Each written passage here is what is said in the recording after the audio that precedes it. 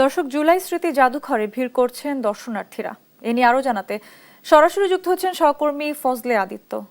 আদিত্য, জাদুঘর দেখতে আসা মানুষের ভিড় কেমন দেখছেন, কি বলছেন তারা, বিস্তারিত জানাবেন।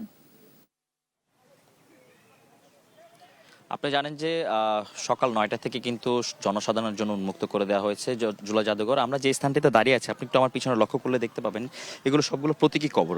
এই প্রতীকী কবরে কিন্তু বিভিন্ন জনের নাম খোদাই করে কিন্তু এই কবরস্থান, এটা একটি কবরস্থান এবং এই কবরস্থানে কিন্তু যারা জুলাই শহীদ হয়েছিলেন, অর্থাৎ আব্দুল হামিদ রনি, মোহাম্মদ সেলিম, আকবর, ইউসুফ সর্দার, আব্দুর রহমানের মতো অনেকেই জুলাই আপরাইজিংয়ের সময়, অর্থাৎ জুলাই গণঅভ্যুত্থানের সময় শহীদ হয়েছিলেন। তাদের প্রতীকী কবর হিসেবে কিন্তু এটি রয়েছেন। এবং আপনাকে একটি জিনিস জানাই যে এইরকম প্রতীকী কবরের মতো কিন্তু আরও বিভিন্ন কিন্তু প্রতীকী জিনিসপত্র রয়েছে। আপনাকে আমি একটু ঘুরে ঘুরে দেখাতে চাই যে আপনারা হয়তো লক্ষ্য করলে দেখতে পাবেন যে জুলাই গণঅভ্যুত্থানের সময় যে একটি সবচেয়ে বেশি আলোচনা যেটা আলোচনায় ছিল, যে কিছু মুহূর্ত, সেই মুহূর্তের মধ্যে অন্যতম একটি মুহূর্ত হচ্ছে রিকশায়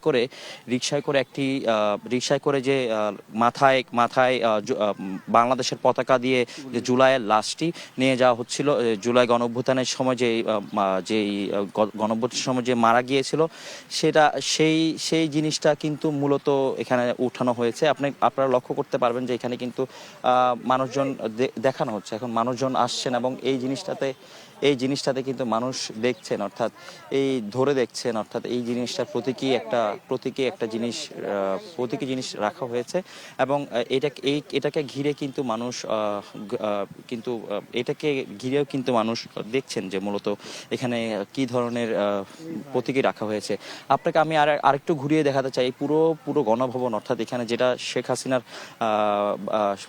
বাসভবন ছিল, সেই পুরো বাসভবন কিন্তু এখন একটি জুলাই স্মৃতিস্তম্ভে কিন্তু পরিণত হয়েছে।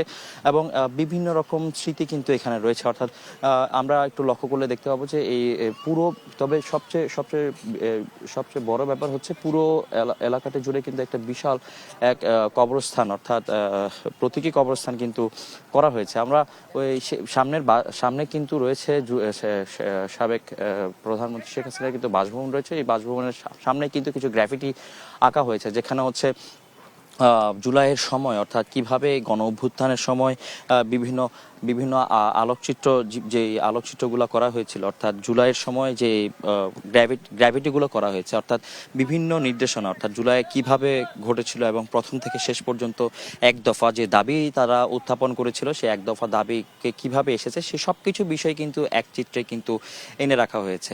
এই ছিল আমার কাছে জুলাই স্মৃতিসৌধ থেকে সর্বশেষ তথ্য।